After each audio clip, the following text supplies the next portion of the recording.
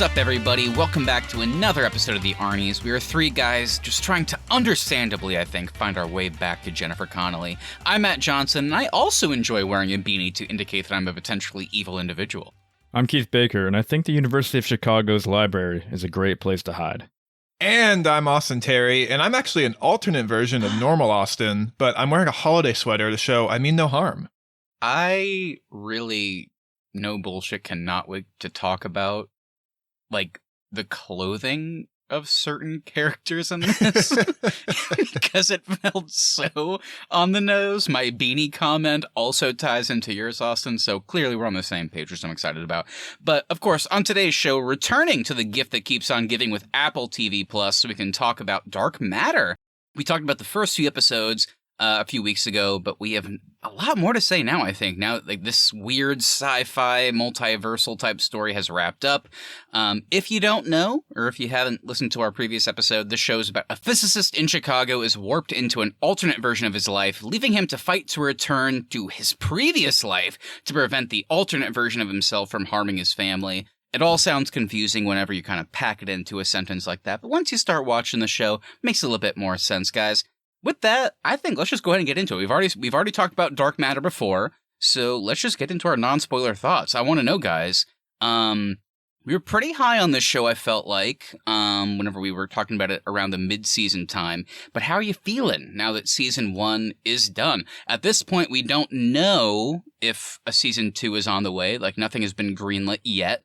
I think Apple TV tends to wait until after finales happen, like, it could be like weeks or months later until they renew something. But anyway, what do you guys think? What do you guys think about Dark Matter as a whole, now that we have a whole season? Yeah, when we last talked about Dark Matter, I think I was the highest out of the three of us. I was loving the sci-fi premise and just the general vibe of the overall show. It's kind of formula of showing a different reality and then focusing on its main plot was really working for me. I know we were all worried about, like, for the rest of the show, can that stay interesting? But at the time, I was still, like, very hooked on just what they'd given us so far. And now that Season 1 has ended, I'm just as high as I was before. I thought this was a fantastic first season. They did also make a conscious shift away from its formula in the back half to really focus on, like, a more interesting narrative of this sci-fi premise, which I'm, like, really excited to get into. So there was, like, a twist that I did not see coming that I thought was just enough to keep it fresh after that kind of multiverse premise started to get a little familiar. So overall, I thought the finale was great. I thought everything leading up to the finale, like each week, I was like, God, I cannot wait for another episode. I remember texting you guys, I think each week being like, I'm so high on Dark Matter. So yeah, I thought this first season was great. I hope there's more to come. And it's just another Apple TV hit that you just can't get away from. So I loved it. Yeah, I've been recommending this show to a lot of other friends, especially ones that are on the Apple TV grind as well, like with Severance and Silo. Like you, I was coming off of episode 3 or 4. I was still unsure of where the story was going as far as, was it going to be a contained story within just one season, or are they going to kind of leave it more open-ended and have a possibility for a second season? So I'm excited to get into thoughts on the ending of this later with you guys once we get into spoiler territory. But yeah, overall, I love this first season. I think all the performances stay consistent. There was some things that happened that I could not have predicted, which is great because, I mean, it kept up that suspense that we talked about from our thoughts in the first 3 episodes. So yeah, it's so much I want to say, but I'm just gonna wait till spoiler territory before I get into it. So yeah, I love this show. I had such a good time watching this. Keith, you kind of alluded to it. I guess I was kind of the same way, where it's not an indication of me not enjoying or wanting to, like, you know, like, binge this show, but I found myself, there was like 2 separate weeks, including this last week, where I was like, oh, I didn't watch the previous episode, so I got to watch Dark. There was like 2 times where I got to watch, like, I think maybe it was like episodes 5 and 6 back to back, and then I got to watch episodes 8 and 9 back to back yesterday, and I had just such a good time, and I was like gasping out loud. I was like shocked. I like had no idea what was happening, and yeah, to Austin's point, I love this show. Whenever we were talking about it kind of around the mid-season, I was really enjoying myself, but I was like, I just really don't see how you maintain what you're doing And to your point, without spoiling anything, they were like, well, what if we kept doing the same show? You have the same great acting, the same great pacing, kind of that tension. But what if we just like threw all of wrenches into kind of the plot? Nothing that you would expect. And I, like, the last 2 episodes, I was just like, what the fuck? I had no idea the show was going to go here. So, yeah, so I'll just kind of end there. I think my favorite kind of sci-fi, I think you guys kind of know, is sci-fi that takes like a very real idea. I think of things like Gattaca, which is just about like how you're born, eugenics, things that you carry on from your parents, or something like Cloud Atlas. Sucker Punch would probably be on that list. Of course, Sucker Punch, of course, in there as well. But like maybe things some like Rebel that, Moon like, too. That's the story you wanted to tell, but then you kind of case it in sci-fi. And Dark Matter, I wouldn't have said this when we were talking about it mid-season, because I guess I wasn't thinking about it that way, but really it feels like the writer, I don't know, of the book or of the season, I know it's the same person, but it's like, what if, I just want to write about regret, and like the choices I wish I made, and let's make a sci-fi story around that, and I just love that shit, and that, like, those make some of my favorite sci-fi stories, whenever you just take like a really, like, kind of basic human feeling, and then just do something fucking wild with it. So yeah, Dark Matter, now the season's done. Such an easy recommendation. Had a blast with this. I can't wait for more, and I hope there is more. Yeah, I'm in the same boat. I hope there is more. I know it's just 1 book, but the fact that the author is attached to the show makes me think there could be more. And I think if they're going to go beyond the book, I think having the author involved is like the best place you could be in. So I hope there's more. Unfortunately, with like the way TV gets made these days, it'll be like 4 years before season 2 comes out. But if there is more, I can't wait for it. Yeah, and with the whole Apple TV of it all, I mean, we know like Severance is their like biggest show, but even then it's still, wow, it's been 3 years about to be. Like we know season 2 is about to come out, but it's like almost 3 years since we watched season 1. So Dark Matter, maybe they'll wait a few months and then say, you know what, people did like that show, let's renew it, and then film it a year from now. So it might be a while, but either way, I'll be excited when it comes back. But yeah, an exciting time. So everybody, that's our very, very high level thoughts and our high praise for Dark Matter season 1. Like Austin said, I know he was the highest on it when we were talking about the mid-season, but now it sounds like Keith and I in the back half, we went from, you know, like really liking it to like, holy shit, I hope there's more of this. So if you have not watched this, definitely go watch this over on Apple TV. Easy recommendation. We love this. But the rest of this episode is going to be us talking all about the spoilers. And I know I say this, I don't know if I want to say this. I don't think I say this a lot, but pretty frequently. It's like, you know, there's a lot to spoil, but holy shit, there's a lot to spoil here. So if you have not watched this yet or you're not caught up, go back, start Dark Matter season 1, or finish it up, and then come on back to listen to the rest of this episode, because there is, lots of thoughts here. And this is not a spoiler, but if you're nervous, he does not end up stuck in a tree by the end of the season. So if that makes you feel better, definitely go watch the show. That is true. And Furiosa went on to lose $100 million. I was thinking about Loki. Oh, really? I guess actually the Loki reference makes more sense based on the story. I was like, why is he talking about Furiosa?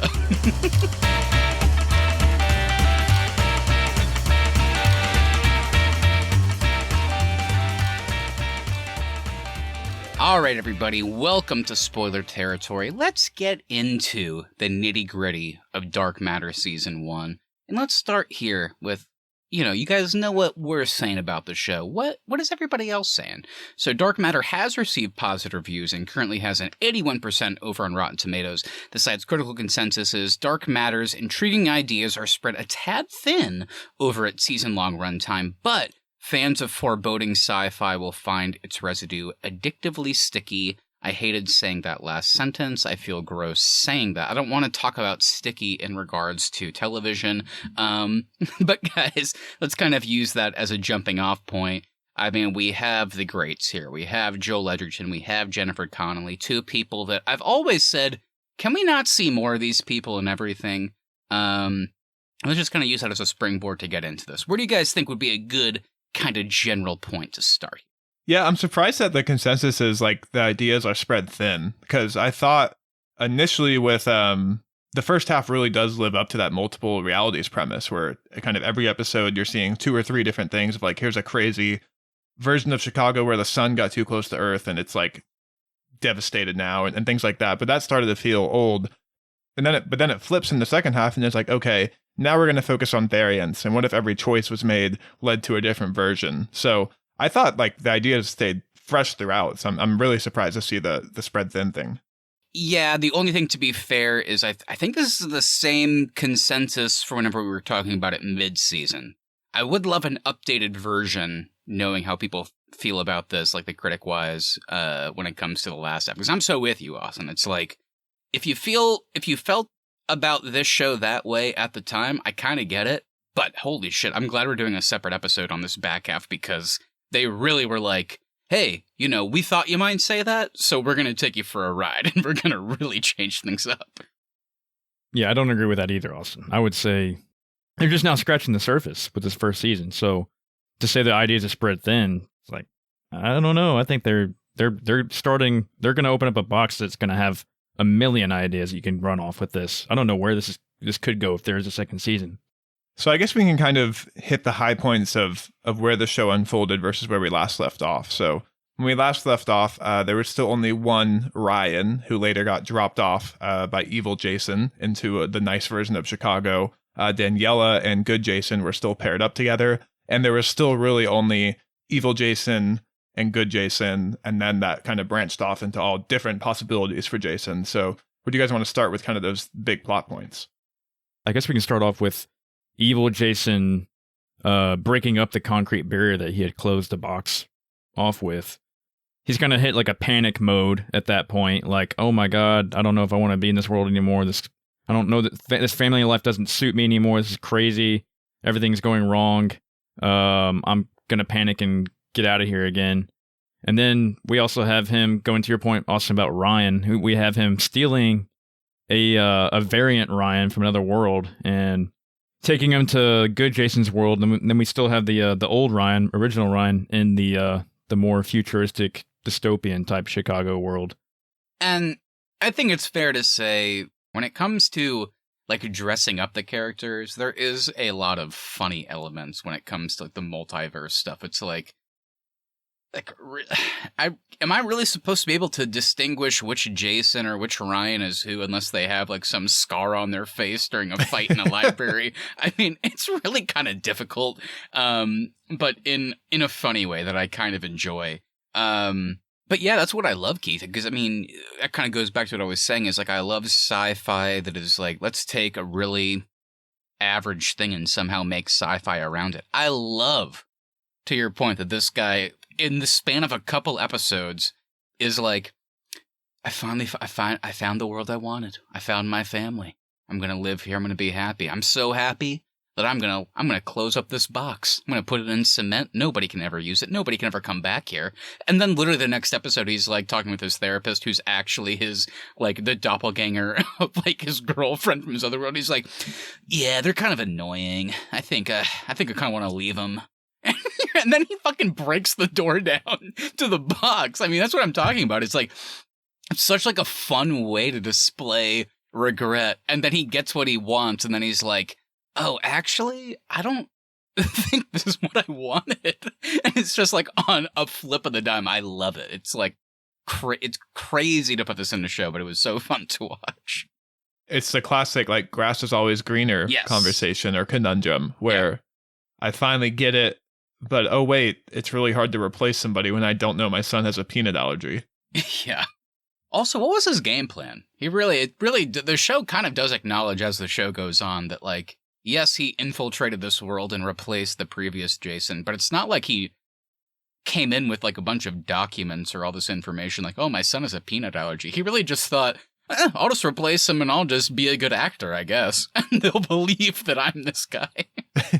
He knows nothing. Well, and I think the grand plan for Evil Jason is interesting, because last time we talked, we were wondering if there was a more sinister endgame for him, because he was just starting to hook up with this world's version of Leighton and like starting its company again. But really, it is just fully centered on regret. And so I thought it was interesting that by the end of the show, evil Jason is like, I really fucked this up for everybody, and I'm going to do what I can to make it right.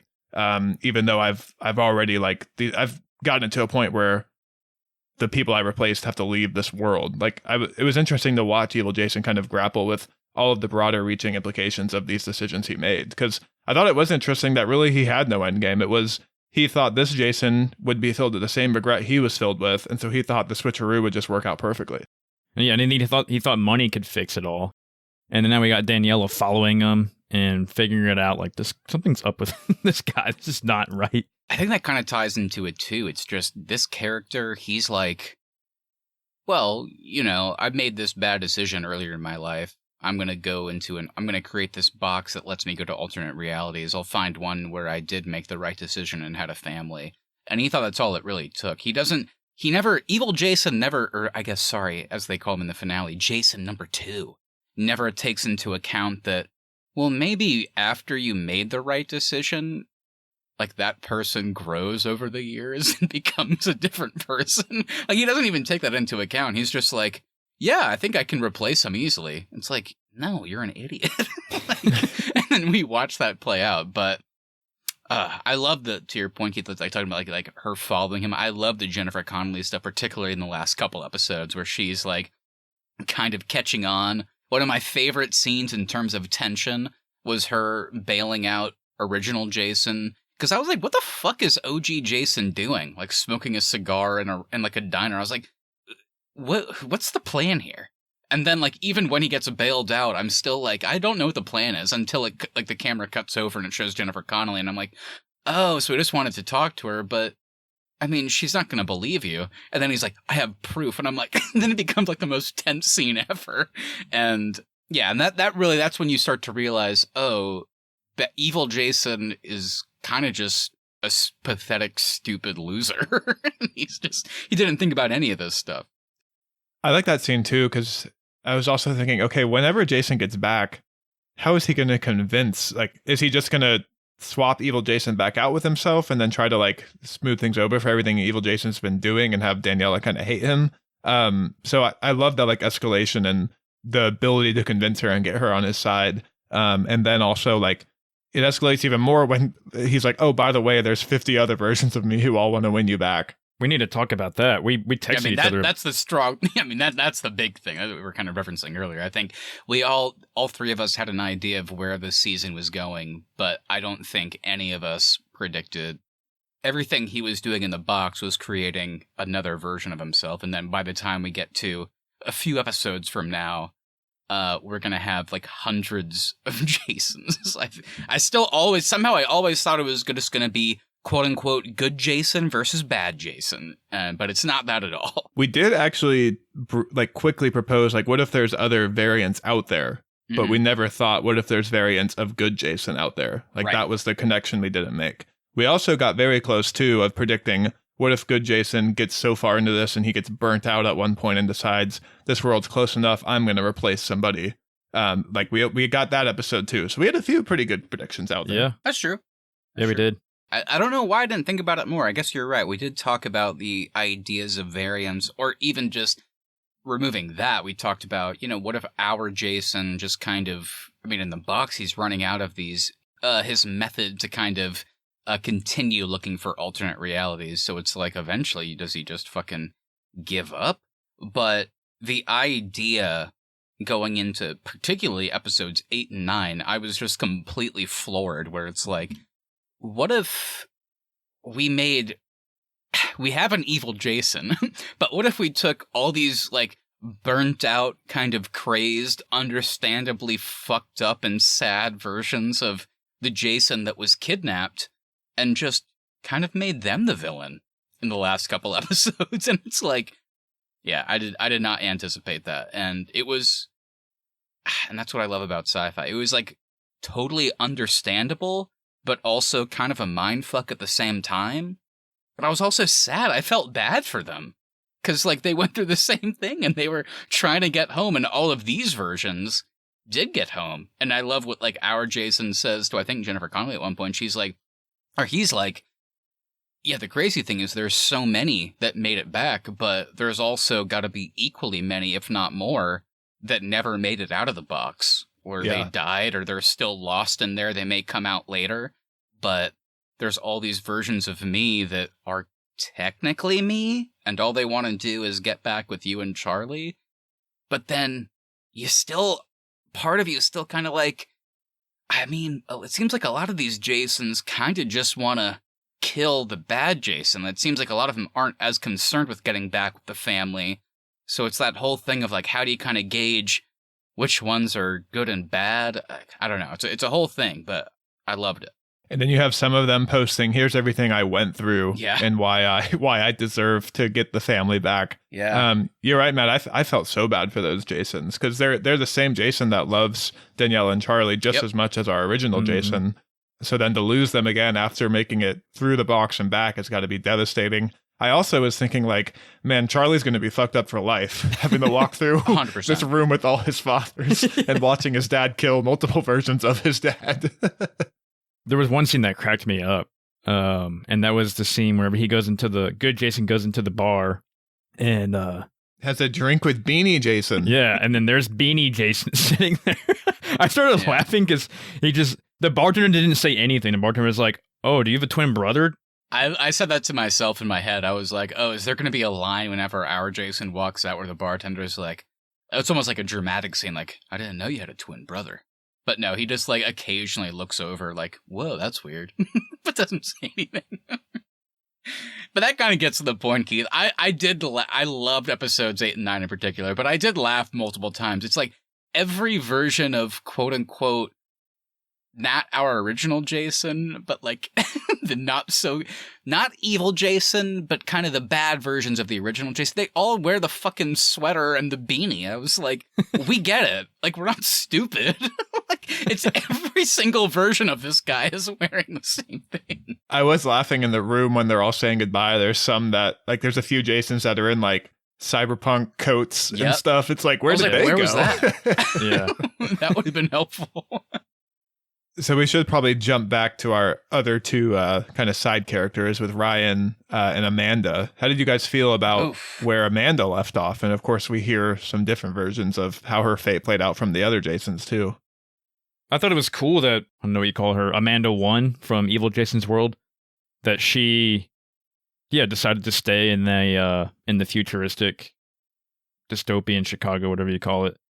But yeah, she didn't see the purpose in continuing to go with good Jason because it wasn't her family to fight for, I guess. So she was just like, I'm not going to go back to my world because that's screwed up now. So I'm just gonna stay here. I kind of liked it, and then I did like the fact that good Jason did sneakily put 2 ampules in her purse as he was walking out.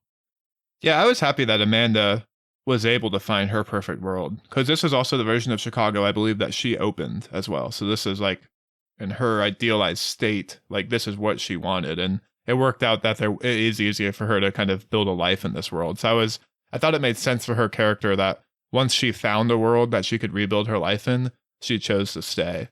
I really enjoyed how they handled their relationship too throughout the scenes that Amanda was in, because this version of Amanda loves Jason, and this Jason doesn't know Amanda. But there's clearly chemistry there because it's still, on some fundamental level, a Jason that fell in love with Amanda. Mm-hmm. So the way their relationship kind of fell into romantic but never got to the point where Jason was cheating on Daniela, like that connection there I thought was really palpable throughout the show and the scenes they shared together.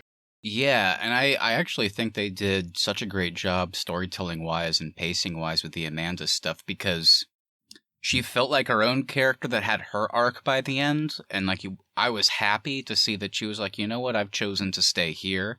But then that also kind of like it like leapfrogged, and it kind of I don't know I can't think of the word, but it just made Jason's story feel better, because then when we get to the later episodes where there's all these evil Jasons that are just like, trying to get home, but along the way in the box, it seems like one of the big reasons that maybe kind of made them jaded is they lost Amanda in some way. Either like she got lost in the box or she died somehow. But the Jason that we were following, I mean, he, like the original Jason from like episode 1, is like they just traveled together. They had this deep connection. And then she just eventually was like, you know what? I found this world and I want to stay here. And he was supportive of that. So whenever he gets to the end, I think it was kind of purposeful to hear all these other Jasons say, like, what happened to Amanda? It's like, oh, she died or she got lost in a crazy world. But we know, like, our Jason, the one that, like, you know, reunites with Daniela and Charlie. I mean, we just know that they had a good run. They tried their best. And then she was like, yeah, I think I want to stay here. I'm happy here. So it kind of like reinforces the Jason arc and kind of, you know, that he's good. And even like good Jason, he never seems to be interested in killing the version of Jason that kind of kidnapped him. Like he kind of like, he never says no, I guess, but he's never like gung-ho like the rest of them seem. He just wants to be with his family, and that's what kind of separates him. So I think the Amanda and Jason story actually paired together a lot better than I thought it would based on where it started. Yeah, she kind of is the key to our Jason almost staying sane, which I thought was interesting. I'm also curious, like, when we talk about how many Jasons didn't make it back, how many Jasons are out there that, one, chose to replace the same way our evil Jason did, like swap out. So how many alternate Jasons are now wandering throughout the box? But then two, how many Jasons are out there that got stuck or ran out of ampules or whatever and just decided to like start a new relationship with Amanda or a new life? Like how many variants are out there too? Like there's just so many possibilities, and I'm sure we'll never get those answers to, but that's the fun thing about this show is it leaves it open for so many theories. Yeah, I think like the fucked up question is just like, once you run out of the ampules, then I guess they just have to walk into a world and accept whichever one that is. And if it's one that's livable, I don't know. Like what happens there? Yeah, it's an interesting question. But again, if you're talking about like reinforcing our main version of Joel Edgerton here, I loved whenever he was talking with Daniela and she's like, was there any world that kind of gave you pause? And he does make reference to one. I think clearly the one he was talking about was the one that looked the exact same, except Charlie was dead and Max was alive. I think that's the one world he was saying that, you know, for a brief moment I could have seen myself being there. But then he was like, but this was always the one I was going to come back to. And it's like, that's, you know, that's what separates him. And it's good that he's kind of the protagonist and like the character we follow, because it helps us root for him. But there's a lot of interesting questions with the box now that we know Jason times fucking millions of this guy. There's millions of this guy. You know? It's scary. Yeah. Well, and with what they've established now in the finale is once you go into the box, the decisions you make create the variants. So are there now variants of Daniela and Charlie out there as they start on their journey? Yeah, that's a good point, Austin. Could you imagine if one of the Jasons that got switched runs into a Daniela wandering throughout the box as well? Ooh, that's probably a guaranteed moment for season 2, I should say. I feel like that's probably going to happen somehow. They'll orchestrate that. So it's like, ooh, will they, won't they? But it also brings up the question. It was weird for me because, like I said earlier, I love this show, but I did watch it kind of in weird spurts where it's like I watched, I think, episodes 5 and 6 like back to back, and then the next week 7 came out and I watched it then. And then for whatever reason, after the finale came out, I was like, oh shit, I gotta watch episodes 8 and 9. So I was kind of watching them in segments, it felt like. And maybe doing that kind of made me forget, but it was weird in the final moments of the finale to get those glimpses of Ryan and Leighton. And you go, oh yeah, those are kind of big players in this show. And clearly they're setting something up.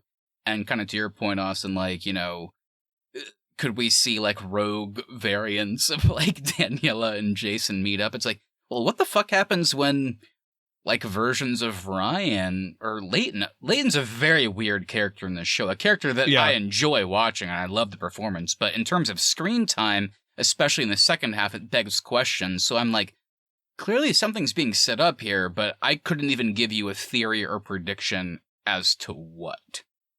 Yeah, and the glimpse you see of Leighton is still like party Leighton, who looks like he's having a great time. Like he closes his door and just smiles. So maybe he'll be like just something fun you cut to throughout season 2. I am interested with Ryan. I did love the reveal in the episode whenever Amanda stays behind and you see the skyline at night as Jason closes the door. And you're like, oh, that's the same Chicago that Ryan got left in by evil Jason. So I did love that reveal. And I like them meeting up in the finale of like, what is that tease? You see him trying to develop the components of the ampoules. You see him working with that vial, but also Amanda has two of those vials. So is she going to teach him how to use and navigate the box? Like, is Ryan trying to get back and kill evil Jason now? Because he doesn't know that they got reunited. So maybe he thinks he needs to save Daniela.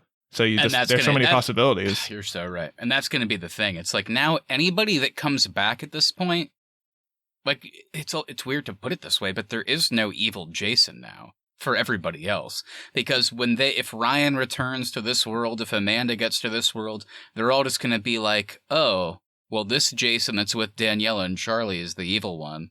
So I need to like kill them or something. And I also think it was purposeful that they did show us evil Jason after, doing his weird thing of like being, I was the most evil guy in the world for all this season. Let me do my quick little redemption at the end and get you guys out of this house. But they do show him on the beach holding Amanda's necklace, and he is not killed. I thought there was going to be a shot where it's just like he gets like shot in the back of the head or something, but no, he's still alive. So I think all that was purposeful, and I do also wonder how the Ryan and Amanda of it all factor into this story. Yeah, I want to know how Ryan even found Amanda in this world. Yeah, I guess that's true. Yeah, because to your point, Austin, is she a public figure in this world? I can't remember. I don't think she's a public figure. The only thing I was thinking is maybe, because they did set up that there is an Amanda in Jason's world who's a therapist. The therapist, I don't know if her and Ryan knew each other, but maybe he just somehow like did a public record search and found a dead Amanda and realized there's an alive Amanda. Or I don't know. I'm sure they'll get revealed. Like, I'm sure they'll explain that if they get a season 2. Yeah, but I do like your point that it is a fun element. Whenever like Jason put the 2 ampules in her pocket, I just always, once that happened, I was like, okay, that's a cute moment. This is just, a fail-safe for her. If she ever needs to leave, she has options.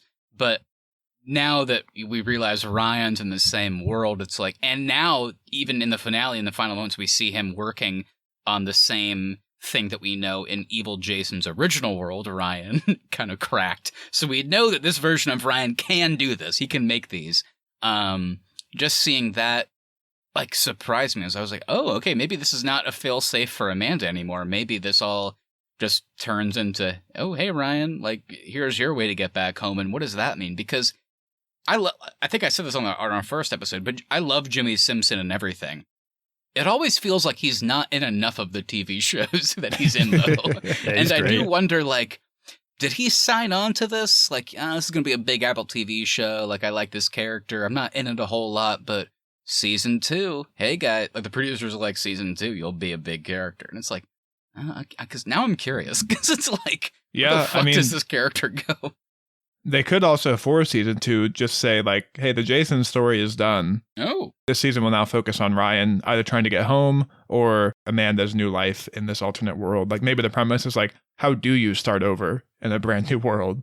That could be interesting. They also did show that, like, evil security guard lady sitting in evil Jason's world, like, kind of waiting by the box, which is, I was surprised that, like, of all the characters to focus on in the closing shots of your finale, that she got some screen time too. Yeah, I admit that was a character. I think that I shot myself in the foot because I watched them like every couple weeks. I didn't even really remember who she was, and they were like, "Oh, she was the person that shot Dawn evil Jason's was her name. Daniela in the head." I was like, "Oh, that's who it is." That's when they also showed the version of Bree, who I remembered, the family friend who we see have or Blair. Sorry, yeah. We see Blair have that badass moment where she like walks into the house and like disarms like a version of Jason, which I liked. I was like, okay, I know where this is going, but I liked where that went. And then it was fun to see them call back to the version of her in that other world that was scared to leave. And then again, to all of our points, we're asking like, what happens to Ryan? What happens to Leighton? What happens when she walks back in the box? And like in the final minutes of the finale, she's about to as well. So like, how does this all culminate? I have no idea. It makes me wonder, too, you know, if Ryan or another character comes back to that original Chicago, you're going to have a bunch of dead Jasons everywhere, you know. Is that going to be, like, on the news? Is that going to be a big national story? 30 clones or 40, hundreds of clones of the same guy, Jason Destin, are found dead? This is probably going to be one of those dead worlds that they open doors to, and it's just because so many Jasons came back and the world crumbled. Yeah. Jason Destin ruined that world. I did think it was kind of funny whenever Evil Jason killed Scarface, beanie, Christmas sweater Jason in the library. And I really was like, okay, I guess now he has to find a way to secretly carry his body out. But no, his response was, I'm just going to sit him on the toilet and then lock the door from the outside. It's like, okay, well, they're going to find them. So what's your game? Are you also going to the box? Because you can't stay here now. We also never saw him able to dispose of the first Jason he killed. It's in his trunk. So there's also a Jason in his trunk still in the car. Yeah. So yeah, to your point, Keith, this world, the Dessons cannot go back because this world has found out that I guess alternate realities exist. This world will just become Planet of the Jasons at some point. Ooh. There's going to be so many. Can't wait for that movie. Andy Serkis doing the mocap for Jason here in the next one. And I mean, like the last thing we see too is they let Charlie open the door to the world they're going to go to. So any theories there? I would find it hard to believe that Charlie was able to also get them to like kind of Utopia Chicago. But I'm curious, like, what is Charlie thinking of that he wants in a world? Yeah.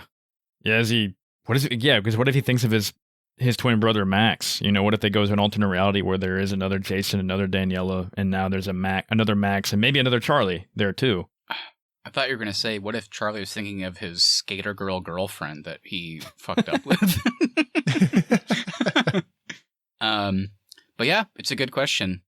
I don't know. And they definitely had some lines leading up to that where, like, Jason and Daniela were both, like, talking to Charlie after he had found out, and they were like, hey, man, this situation's really crazy. You're being really brave. I'm really proud of you.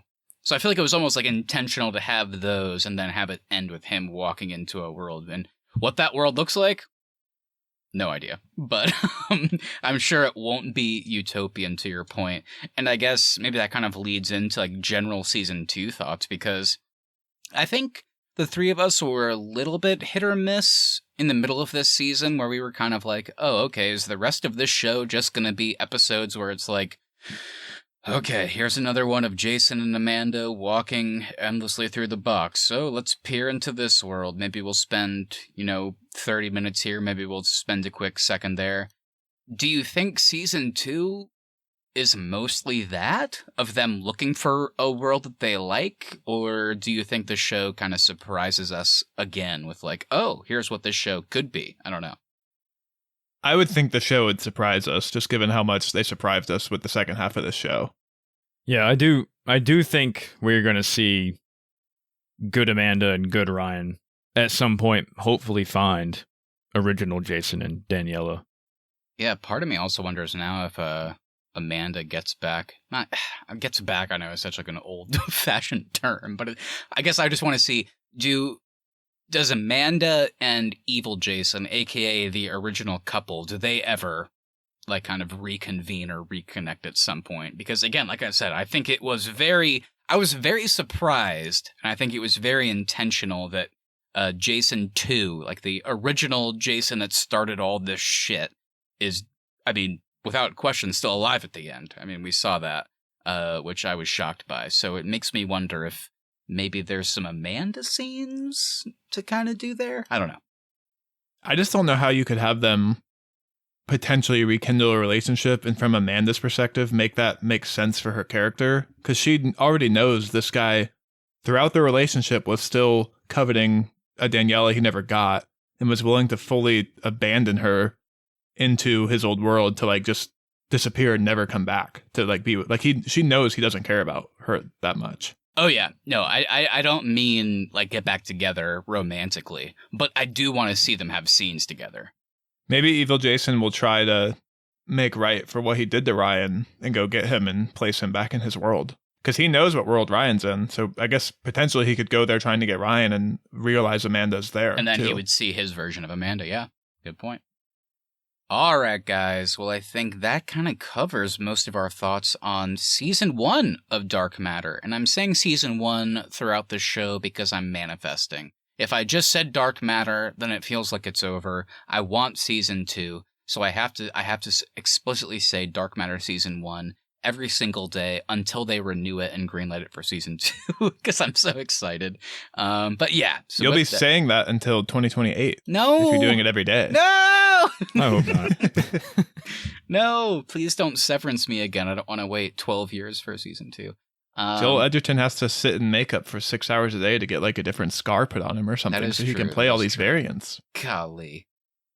He's such a giving actor. I've always said that. But I think with that, let's start to close out here. Let's get into our Arnies Podcast Awards before we do so.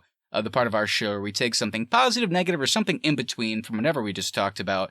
It just has to be something that we feel is awards worthy. So guys, what's getting your award today? Yeah, I'm going to give the Secret Party Boy Award to Charlie, because he has this whole house that his parents don't know about that apparently he's going to on the weekends with his girlfriend, and they're just partying because he knows the security code. Daniela and Jason say, I think he's been here more than he's letting on, and I think Charlie is either a secret party boy or like a secret fuck boy, because he's out there all the time. But I was going to say, wasn't the reveal that like midway through the season that he didn't get the girl, and now she's dating a different guy? And I'm just like, were you guys previously dating? Or I don't think were you just the most friend-zoned person that's ever been friend-zoned? And now that his friend's parents are going to come home to their vacation house, have a bunch of dead Charlie's dad on there. That's such a good point. That's such a good point. I'm going to give the Secret Barber Award, and that goes to Mr. Jason Dessen. Whenever he cleans up Ryan, mechanic, alcoholic Ryan, and he cuts his hair, I was like, he made his hair look, or made it look perfectly just like Jimmy Simpson's original Chicago Ryan's hair. I don't think it'll shock anybody. I'm going to give the Secret No Chill Award, and that also goes to Jason Dessen. The scene in episode 8 or 9, I can't remember, whenever he is like taking Charlie to school, and Charlie's like, you said that we could play hooky and go to the University of Chicago. And then they're walking through the library while another Jason is following him. The way that evil Jason does like this scene, I was laughing so hard. He's like, okay, Charlie, follow me. Let's go sit down at this long. And Charlie's like, this library is beautiful. He's like, okay, sit down. They sit down for like 3 seconds until the other Jason walks elsewhere. And he's like, okay, I forgot I have to do something. We have to leave now. Like, they literally walk in, sit down, get up and leave. I was like, dude, you got to have a bit more chill. I mean, Charlie called him out for it too. He's like, why are you acting so weird, Dad? He's like, somebody I know.